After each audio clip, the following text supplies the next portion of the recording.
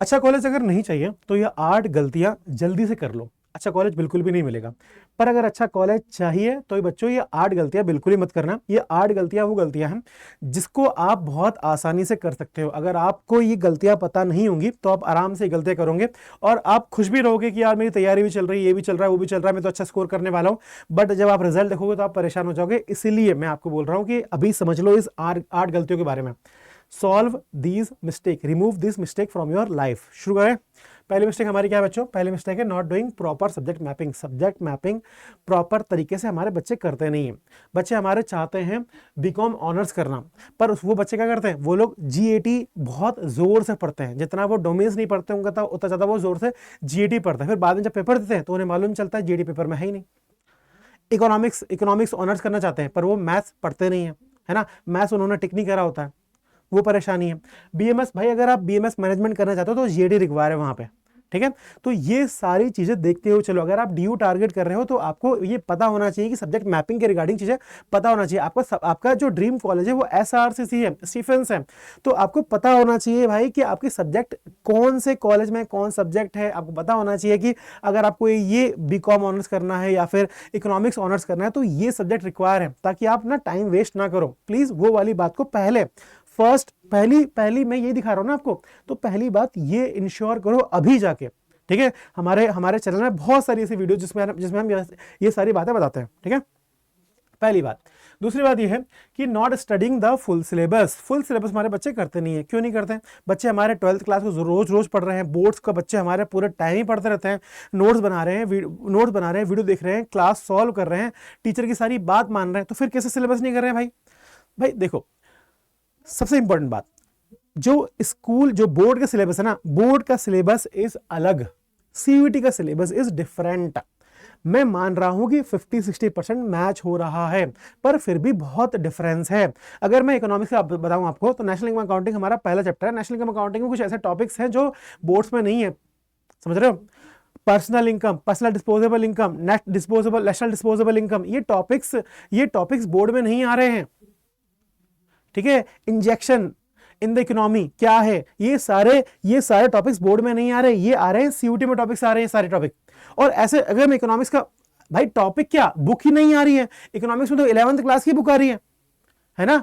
तो सिर्फ टॉपिक नए नहीं है सीयूटी में, बुक भी नहीं आ रही है, अलग अलग बुक आ रही है, बस मतलब बोर्ड सिलेबस नहीं आ रहा है यहाँ पे।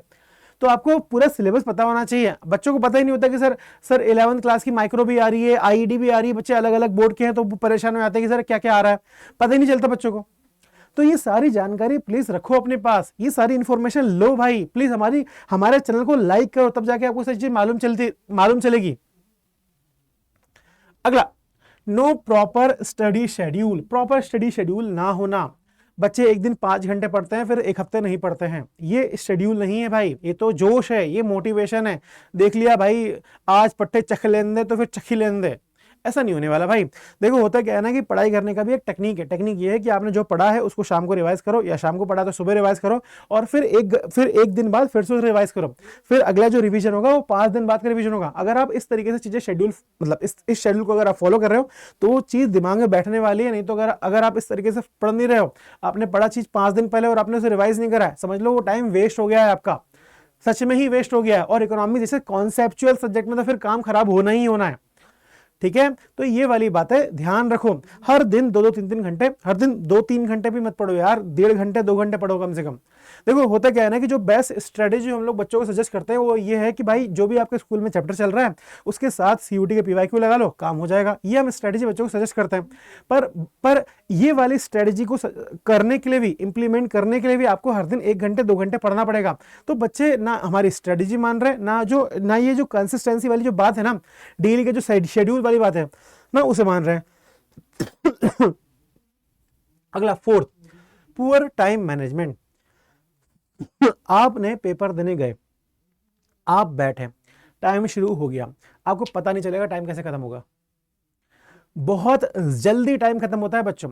और जहां पे हर मिनट हर सेकंड मैटर करता है, अगर वहां पे आपको टाइम ही मालूम ना चले फिर काम खराब हो जाएगा आपको। हर क्वेश्चन, एक क्वेश्चन के लिए आपके पास अराउंड 65 से 70 सेकेंड्स हैं। सॉल्व करने के लिए।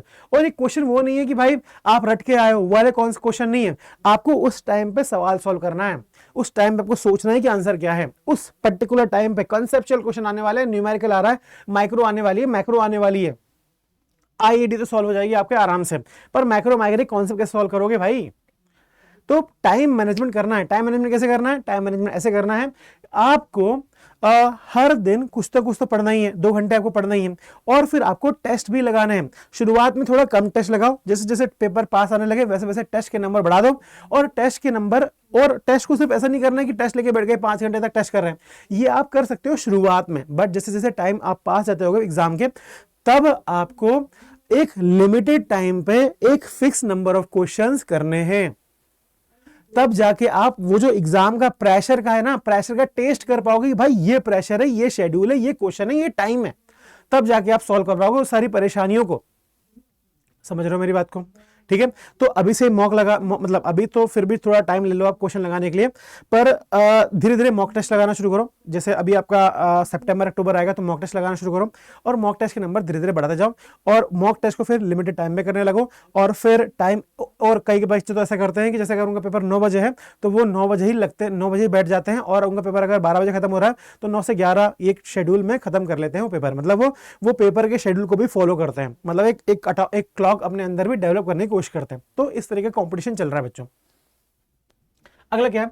Not analysing your mistake. भाई अगर आप अपनी गलतियां नहीं एनालाइज करोगे तो वो गलती आप बार बार करते जाओगे। अपनी गलतियां पहचानो प्लीज।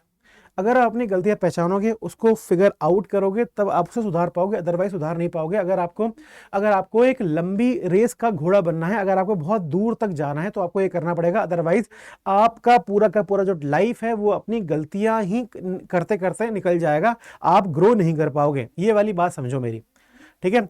कुछ क्वेश्चन, जैसे इंग्लिश का अगर मैं बताऊं आपको, इंग्लिश में बहुत सारे वर्ड्स होते हैं। अब वो वोकैबुलरी आप एक दिन में 2 दिन में प्रिपेयर नहीं कर पाओगे, और आप वो वोकैबुलरी कहां से लाओगे?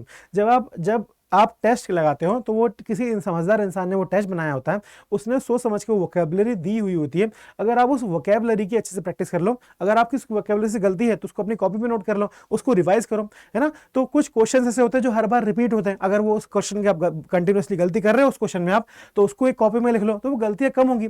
बच्चों देखो, आपको बोर्ड में भी मालूम चलेगा, आपको पिछले सालों में भी मालूम चल गया होगा कि 75 से लेकर 80% क्वेश्चन रिपीट होते हैं। अगर आप उन क्वेश्चंस को अपनी कॉपी में नोट कर लो, लिख लो, जिनमें गलतियां कर रहे हो, तो आपकी वो गलतियां होनी बंद हो जाएंगी। सारी की सारी बातें इस बात को आपको बोलने की कोशिश कर रही हैं कि भाई क्वेश्चन भी रिपीट हो रहे हैं, गलतियां भी रिपीट हो रही हैं। तो जो क्वेश्चन रिपीट हो रहे हैं और जिन रिपीटेड क्वेश्चन में भी गलतियां हो रही हैं, उनको अगर आप नोट कर लोगे तो गलतियां होनी बंद हो जाएगी और नंबर आने शुरू हो जाएंगे। अगली है ignoring your weak subject. Weak subject को, बच्चे होते क्या है, वीक सब्जेक्ट, वीक टॉपिक को इग्नोर करना शुरू कर देते हैं। अगर बच्चों वही टॉपिक अगर पेपर में आ जाएगा तो फिर क्या होगा? पेपर में नहीं आए छोड़ो, पेपर में नहीं आए, पर आपके दिमाग में तो रहेगा कि यार मैंने ये प्रिपेयर नहीं करा है, मैंने इकोनॉमिक्स से पेपर देने जा रहा हूँ, पर मेरा इंडियन इकोनॉमिक डेवलपमेंट प्रिपेयर नहीं अच्छे से, मेरा माइक्रो प्रिपेयर नहीं अच्छे तरीके से, या फिर मेरा मैक्रो का एक चैप्टर प्रिपेयर नहीं अच्छे से, और सर बता रहे थे कि मैक्रो के ज्यादा क्वेश्चन आते हैं। तो वो आपको साइकोलॉजिकली हर्ट करेगा, आपके दिमाग में एक प्रेशर क्रिएट करता रहेगा पूरे टाइम पे। तो वो प्रेशर क्रिएट ना हो, इसीलिए कम से कम एक अच्छे लेवल तक पढ़ के जाओ। अगर आपको लग रहा है कि सब्जेक्ट बहुत टाइम ले रहा है, मेरे को मुश्किल लग रहा है, तो उसे टाइम दो। टाइम दोगे तो आपको नंबर देगा। देखो, मैं ये नहीं बोल रहा हूं कि कोई टॉपिक है जो आता कम है उसको टाइम दो, मैं ये नहीं बोल रहा हूं। हमने ऐसे बहुत सारे लेक्चर बना के रखे जो बता रहे हैं कि इंपॉर्टेंट टॉपिक्स क्या है। मैं बताने की कोशिश कर रहा हूं कि जो टॉपिक्स इंपॉर्टेंट है, मैक्रो इंपॉर्टेंट है, मैक्रो के सारे टॉपिक अच्छे से प्रिपेयर करते जाओ, ठीक है। और बच्चे क्या करते हैं, सब्जेक्ट भी करते थे कि बच्चे बोलते हैं कि सर ये सब्जेक्ट मेरे को पसंद नहीं है, इसलिए मैं इसे प्रिपेयर नहीं कर रहा। भाई होता क्या है ना, सीयूटी में जैसे अगर 3 डोमेन सब्जेक्ट का एग्जांपल लेके हम चलें, तो दो एक दिन इजी आएंगे, एक टफ आ जाएगा, एक दिन दूसरा टफ आएगा, फिर 2 इजी आ जाएंगे, ऐसा होता है। और जिस सब्जेक्ट में आपने अच्छे से पढ़ा है, अगर वो टफ आ गया तो फिर क्या होगा? आपने सबसे ज्यादा मेहनत करी है, वही टफ आ गया, उसमें कम नंबर आने वाले हैं आपके, तो फिर क्या होगा, है ना। इसीलिए सारे को इक्वालिटीज है, एक मिडिल पाथ को लेते हुए प्रिपरेशन करो अच्छे से अपनी, ठीक है। अगला आता है consistency and managing stress. Consistency and managing stress. देखो, मैं समझ रहा हूं आप लोग छोटे हो, आपके टेबल में बहुत सारी चीजें हैं, आपको घर भी देखना है, मतलब आपको एक मैंने मैनेज करना है, आपको 12th प्रिपेयर करना है, आपको ये देखना है कि कौन से कॉलेज में मुझे जाना है, कौन सब्जेक्ट मुझे चूज़ करना है, मेरी पसंद क्या है, मेरी नापसंद क्या है, ये सारी चीज़ें आपको देखनी है। मतलब आपको खुद को भी फिगर आउट करना है, आपको जानना है कि आप कैसे हो, ये भी फिगर आउट करना है आपको, है ना। तो मैं समझ रहा हूँ बहुत सारी परेशानी है, पर यार देखो इस प्रेशर को जो झेल पाएगा ना वही आगे बढ़ पाएगा। और ये प्रेशर बहुत महंगा प्रेशर है, ये प्रेशर सबको नहीं मिलता है। बहुत सारे ऐसे लोग हैं जिनको सीयूटी के बारे में पता ही नहीं है। बहुत सारे ऐसे लोग हैं टायर 2 टायर 3 सिटीज में जो मतलब जो जिनका ड्रीम ही नहीं है अच्छे कॉलेज तक जाने का। आपको ये मौका दिया है भगवान ने, तो इसका यूज करो, इस प्रेशर को एंजॉय करो। ये प्रेशर बहुत महंगे होते हैं बच्चों। ब्रीथ इन ब्रीथ आउट, रनिंग करो, थोड़ा बहुत इधर उधर चल लो, वॉक कर लो, तो ये सब चीज़ सही हो जाएगी। ठीक ठाक खाना खाओगे तो सब चीज़ सही हो जाएगी, कोई प्रॉब्लम वाली बात नहीं है। आगे आने वाले टाइम पे आपको बहुत प्रेशर लेना है, आपको बहुत बिजनेसेस खड़े करने हैं, आपको देश को ग्रो कराना है ना। तो ये तो शुरुआत है अभी, है ना। ठीक है बच्चों, ये सारी परेशानियां हैं। अच्छा, ये सारी परेशानी सॉल्व हो सकती है अगर आप एक अच्छे मेंटोर की हेल्प लो। हमारे इंस्टीट्यूट ने एक बैच, सुंदर सा एक बैच लॉन्च करा है। हमने एक बैच लॉन्च करा है जिसमें हम लोग आपको मेंटोरशिप अवेलेबल करा रहे हैं। हम आपको बताते हैं कि सीयूटी की तैयारी कैसे करनी है, आपकी सीयूटी की प्रिपरेशन को ईजी कर सकते हैं। देखो, अगर आप अड्डा 247 जाओगे, यहाँ पे क्लिक करोगे, अड्डा 247 पे अगर आप सर्च करोगे तो आपको हमारी वेबसाइट मिल जाएगी। वेबसाइट में क्लिक करोगे अगर आप, तो ऑल कोर्सेज में जाना, ऑल कोर्सेज में जाकर जब आप यूजी पीजी एंट्रेंस में क्लिक करोगे तो आपको हमारा ये बेस्ट कोर्स सीयूटी महापैक दिखेगा। सीयूटी महापैक क्लिक करोगे तो आपको हमारा कॉमर्स डोमेन का जो बैच है वो दिखेगा। ठीक है, इस बैच में बच्चों आपको बुक्स अवेलेबल कराई जा रही हैं। देखो,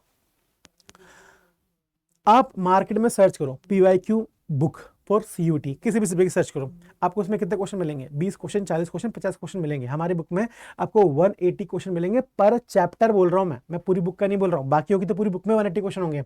हमारी चैप्टर वाइज 180 क्वेश्चन है। पहले ही चैप्टर का मैं आपको एग्जाम्पल दे रहा हूँ, नेशनल इनकम काउंटिंग इकोनॉमिक्स का। ठीक है, 180 प्लस क्वेश्चन है। एक डेडिकेटेड बुक है सीयूटी के लिए, आपको मॉक टेस्ट अवेलेबल कराएगा, ये सारी फैसिलिटी अवेलेबल कराएगा। और इसमें पता है फायदा क्या है? इसमें फायदा ये है कि इसकी जो फीस है और भी कम करा दी है।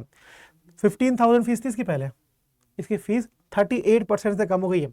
अगर आप हमारा कोड यूज करोगे, अगर आप बताओगे कि अमित सर ने हमें रिकमेंड करा है, तो ये फीस और भी कम हो जाएगी। अमित सर ने कैसे रिकमेंड करा है भाई, ये कैसे बताओगे आप?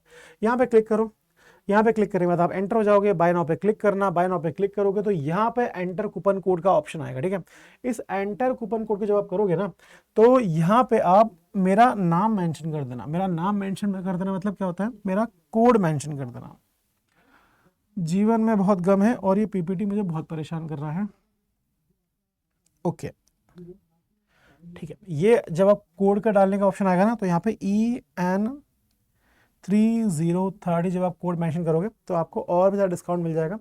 ठीक है, डिस्काउंट के परसेंटेज आपके बढ़ जाएंगे और आपको और भी ज़्यादा फायदा हो सकता है। ठीक है, तो बच्चों तैयारी कंटिन्यूसली करते रहो, मिस्टेक करना कम कर दो। जितना आप मिस्टेक करना कम करोगे उतना आपके सीयूटी में नंबर बढ़ जाएंगे, प्रोबेबिलिटी ऑफ गेटिंग सक्सेस बढ़ जाएगी। ठीक है, एक चीज बतानी मुझे आपको, अगर आपको फिर भी कोई परेशानी आ रही है, देखो अगर आप फिर परेशान हो तो आप इस नंबर पे कॉल लगाओ। देखो,